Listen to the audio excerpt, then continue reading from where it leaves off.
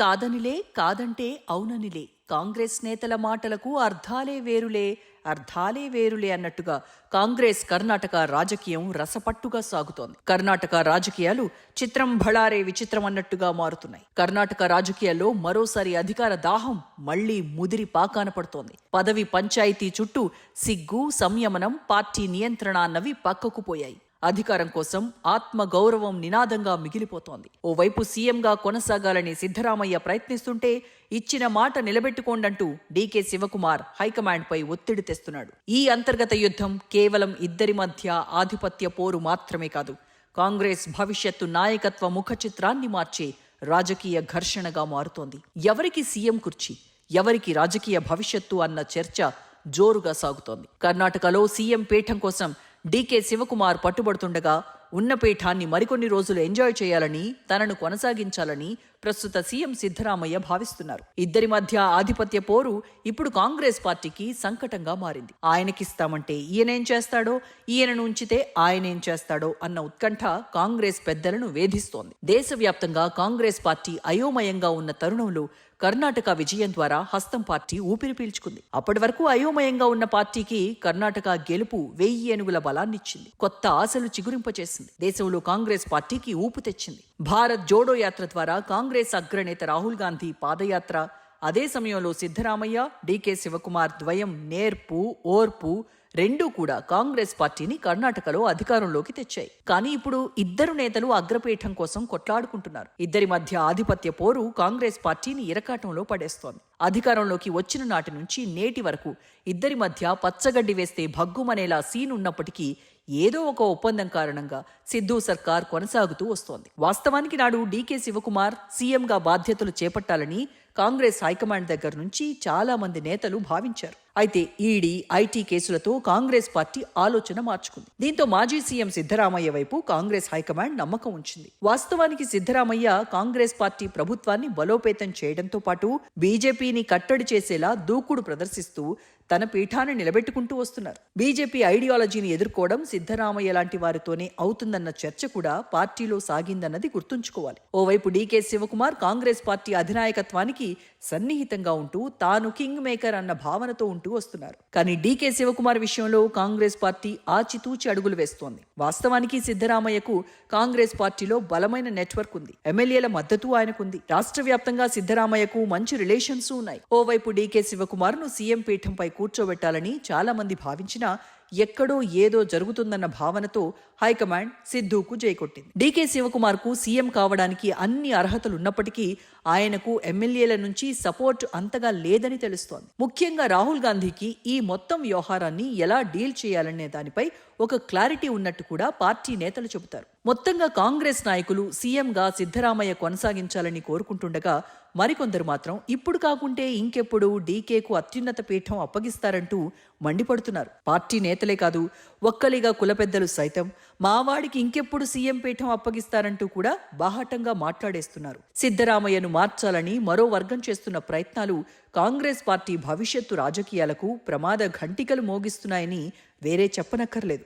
Bihar assembly ఎన్నికల ఫలితాల తర్వాత కాంగ్రెస్ పార్టీ ముందుకు కదల్లేక, అక్కడే ఉండలేక నానా తిప్పలు పడుతోంది. వివిధ రాష్ట్రాల్లో జరిగిన అసెంబ్లీ ఎన్నికలు కాంగ్రెస్ పార్టీని కలవరపెడుతున్నాయి. కాంగ్రెస్ పార్టీ మొత్తంగా దేశవ్యాప్తంగా కల్లోలంలో ఉంది. పార్టీ రోజు రోజుకు తగ్గిపోతోంది. ఇలాంటి తరుణంలో పార్టీ బలంగా ఉన్న కర్ణాటకలో పార్టీని దెబ్బకొట్టేలాగా జరుగుతున్న పరిణామాలు కాంగ్రెస్ ముఖ్యనేత రాహుల్ గాంధీకి రుచించటం లేదు. ఎందుకిలా జరుగుతుందని తలపట్టుకుంటున్నారు. ఇది మాత్రం నిజం. కాంగ్రెస్ పార్టీ ఇప్పుడు డీకే శివకుమార్ కోసం సీఎం పీఠం ఖాళీ చేస్తే కర్ణాటకలో వచ్చే రోజుల్లో కాంగ్రెస్ ఎలాంటి పరిస్థితినైనా ఎదుర్కోవాల్సి వస్తోందని భయపడుతోంది. దేశంలో కాంగ్రెస్ పార్టీ 3 రాష్ట్రాల్లో మాత్రమే అధికారంలో ఉంది. హిమాచల్ ప్రదేశ్, కర్ణాటక, తెలంగాణ. కర్ణాటక విక్టరీ తర్వాత కాంగ్రెస్ తెలంగాణలో అధికారంలోకి వచ్చింది. రేవంత్ రెడ్డి సారథ్యంలో తెలంగాణలో హస్తం పార్టీ పాలన సాగిస్తోంది. సీఎంగా బాధ్యతలు చేపట్టిన రేవంత్ రెడ్డి కాంగ్రెస్ సీనియర్లందరినీ కలుపుకొని వెళ్లటంతో పాటు సీనియర్ల నుంచి సూచనలు, సలహాలతో పాలన సాగిస్తున్నారు. కానీ కర్ణాటకలో మాత్రం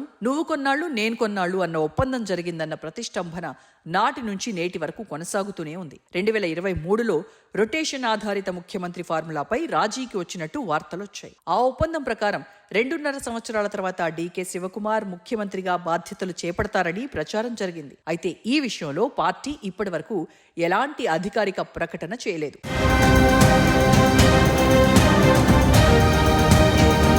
సిద్ధరామయ్య, డీకే శివకుమార్ మధ్య అధికార పోరాటం అంతకంతకు పెరుగుతున్న తరుణంలో కాంగ్రెస్ అధ్యక్షుడు మల్లికార్జున ఖర్గే అప్రమత్తమయ్యారు. ఇద్దరు నేతల మధ్య పోరాటం కాంగ్రెస్ హైకమాండ్ను కఠినమైన పరీక్షలకు నెట్టేసింది. కర్ణాటకలో సమీకరణలను సెట్ చేయడానికి, నేతల సమస్యలు పరిష్కరించడానికి రాష్ట్రంలోని అతిపెద్ద శక్తివంతుల డిమాండ్లు, కోరికలు, వారి ఆలోచనలను, యుక్తిని అంచనా వేయాల్సి ఉంటుంది.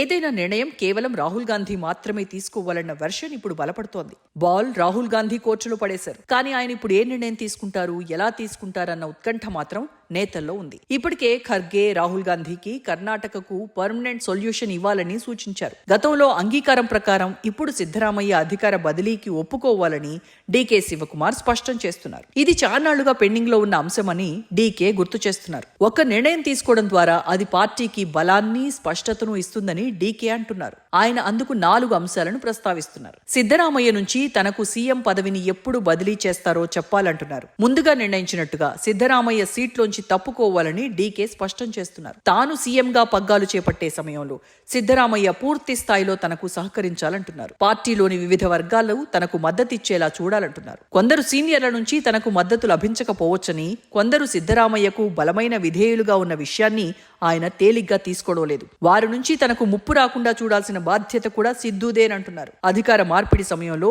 సతీష్ జార్కిహోళీ లాంటి వ్యతిరేకులను హైకమాండ్ నియంత్రించాలని డీకే కోరుకుంటున్నారు. అయితే ఇక్కడ సిద్ధరామయ్య మనసులో ఒక అంశం స్పష్టంగా ఉంది. ప్రస్తుతం తన ప్రభుత్వాన్ని కదిలించొద్దని, అలా చేయడం వల్ల అన్ని విధాలా నష్టం అంటున్నారు. నిర్ణయాన్ని బడ్జెట్ పూర్తయ్యే వరకు వాయిదా వేయాలంటున్నారు. కాంగ్రెస్ హైకమాండ్ తనకు క్లారిటీ ఇవ్వాలంటున్నారు. రాహుల్ గాంధీ తనకు స్పష్టత ఇవ్వాలని కోరుకుంటున్నారు. ప్రభుత్వంపై తనకు పట్టుందని స్పష్టత తీసుకొచ్చేందుకు కేబినెట్ ప్రక్షాళన చేసేందుకు అవకాశం ఇవ్వాలంటున్నారు. అదే సమయంలో డీకే మాత్రం తనకు ఎప్పుడు సీఎం పీఠాన్ని అప్పగిస్తారో చెప్పాలంటున్నారు. కాంగ్రెస్ హైకమాండ్ ఈ విషయాన్ని స్పష్టంగా సిద్ధరామయ్యకు చెప్పాలి అంటున్నారు. డిసెంబర్లో కర్ణాటక అసెంబ్లీ శీతాకాల సమావేశాలు జరగనున్నాయి. ఈ దశలో హైకమాండ్ ఏవైనా మార్పులను అమలు చేయడం కష్టమవుతుందనే భావన కూడా ఉంది. మార్పు నిర్ణయాన్ని వాయిదా వేయకపోయినా ఆలస్యం చేయాలనే సిద్ధరామయ్య వాదనకు ఇప్పుడు కాంగ్రెస్ పార్టీలో ఎక్కువ మద్దతు లభిస్తోంది. అనిశ్చితి వల్ల పార్టీకి లాభం కలగదన్న వెర్షన్ సిద్ధరామయ్య వినిపిస్తున్నారు. తాను ముఖ్యమంత్రిగా ఉన్నన్నాళ్లు తాను తప్పుకొని వేరొకరికి సీఎం పగ్గాలు అప్పగిస్తానన్న ఊహాగానాలకు ముగింపు పలకాలని ఆయన డిమాండ్ చేస్తున్నారు. ప్రతి అంశంలోనూ తనది పైచేయి అయ్యేలా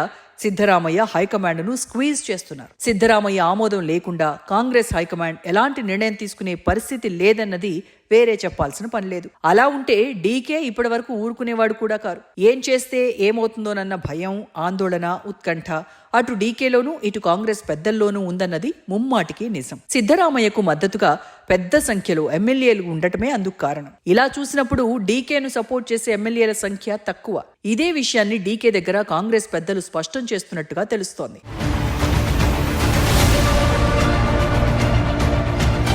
మొత్తం వ్యవహారంపై రాహుల్ గాంధీ క్లారిటీతో ఉన్నారా అంటే డౌటే అన్నట్టుగా సీన్ కనిపిస్తోంది. అందుకే ఆయన అర్థం కానట్టుగా ఉన్నారని పార్టీ వర్గాలు ఆఫ్ ద రికార్డ్ అంటున్నాయి. రాహుల్ గాంధీ సిద్ధరామయ్యకు కేబినెట్ పునర్వ్యవస్థీకరణకు గో ఎహెడ్ చెప్పారా అన్న దానిపై స్పష్టత మాత్రం లభించడం లేదు. సిద్ధరామయ్య మాత్రం ప్రభుత్వాన్ని సుస్థిరం చేసుకునే విషయంపై ఫోకస్ పెట్టారు. తన వర్గం, విశ్వసనీయ ఎమ్మెల్యేల మద్దతుతో తనకు అనుకూలంగా హైకమాండ్ వ్యవహరించేలా వ్యూహాలు పన్నుతున్నారు. అందుకే ముందుగా బడ్జెట్ సమర్పించే వరకు తన పదవిలో కొనసాగాలనే హైకమాండ్ క్లారిటీ ఇవ్వాలంటున్నారు. డిసెంబర్లో జరగనున్న శీతాకాల సమావేశానికి ముందు ఎలాంటి మార్పులు చేసినా ప్రభుత్వానికి గాని పార్టీకి గాని అనుకూలం కాదని ఆయన వాదిస్తున్నారు. ఈ వాదనతోనే హైకమాండ్ కూడా వెంటనే నిర్ణయం తీసుకోకుండా ఉండొచ్చు అనే అభిప్రాయం బలపడుతోంది. తాను సీఎంగా ఉన్నంత వరకు తన పదవికి సంబంధించి ఊహాగానాలు, అంతర్గత సందేశాలు, సంకేతాలను వెంటనే ఆపాలని సిద్ధరామయ్య పార్టీ పెద్దల వద్ద డిమాండ్ పెట్టారు.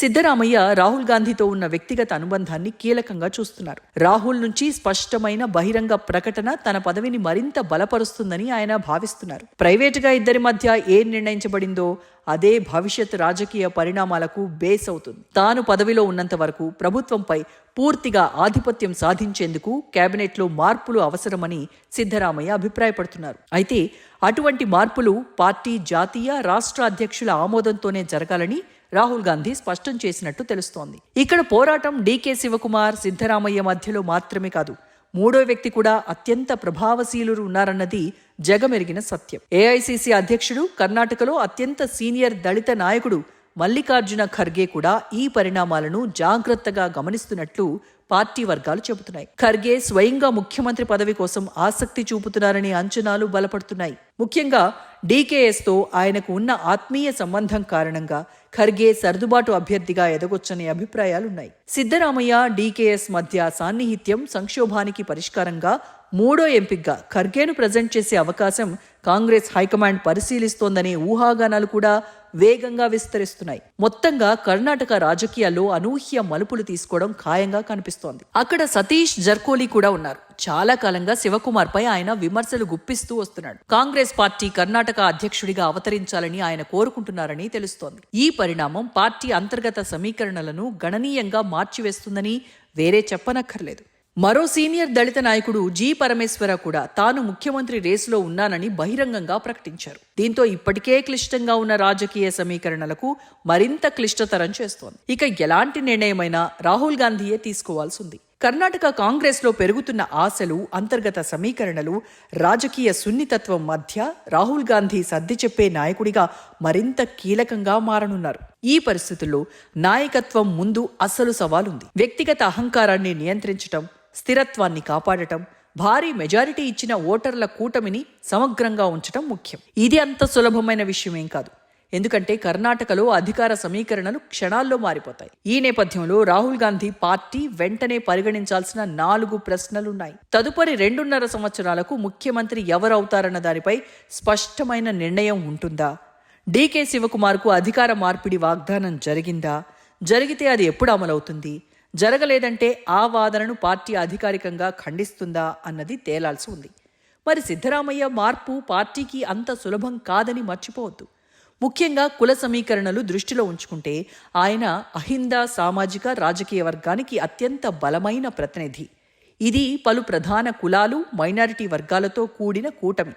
దీని లక్ష్యం లింగాయతుల ఆధిపత్యానికి, ఒక్కలిగల కులాల బలానికే సవాలు విసరటం. మరోవైపు డీకే శివకుమార్ ఒక్కలిగ ముఖ చిత్రం. ఈ వర్గాన్ని విరోధులుగా మార్చుకోవాలని కాంగ్రెస్ అనుకోవడం లేదు. అందుకే కర్ణాటకలో తర్వాత ఏమవుతుందో అనే ప్రశ్నకు సమాధానం అంత తేలిగ్గా లభించదు. కర్ణాటకలో కాంగ్రెస్ పాలన ప్రజలకిచ్చిన వాగ్దానాల కంటే నేతల వ్యక్తిగత ఆశలకే బలవుతుందా? ఇదే ఇప్పుడు చర్చనీయాంశం. సిద్ధరామయ్య, డీకే శివకుమార్ మధ్య అధికారం పోరు కేవలం పదవి కోసం కాదని, భవిష్యత్తు నాయకత్వంపై ఆత్మ గౌరవ పోరాటమని స్పష్టంగా కనిపిస్తోంది. హైకమాండ్, ముఖ్యంగా రాహుల్ గాంధీ ఏ నిర్ణయం తీసుకున్నా అది కర్ణాటక కాంగ్రెస్ భవిష్యత్తు మాత్రమే కాదు, జాతీయ స్థాయిలో పార్టీ భవితవ్యాన్ని కూడా ప్రభావితం చేస్తుంది. కర్ణాటక కాంగ్రెస్ నిర్ణయం కాంగ్రెస్ భవిష్యత్తు ముఖ చిత్రానికి కర్ణాటక ఆలంబన కాగలదు. ఇక్కడ అనవసరమైన ఫీట్లతో ఉన్న పరువు ఊడబీక్కుంటుందా, లేదంటే అద్భుతమైన వ్యూహంతో ముందుకు వెళ్తుందా అన్నది చూడాలి. ఇప్పుడు జరుగుతున్న పరిణామాలను బట్టి కాంగ్రెస్ కర్ర విరగొద్దు, పాము చావొద్దు ఇదే ధోరణిని అనుసరిస్తుందనుకోవాల్సి ఉంటుంది.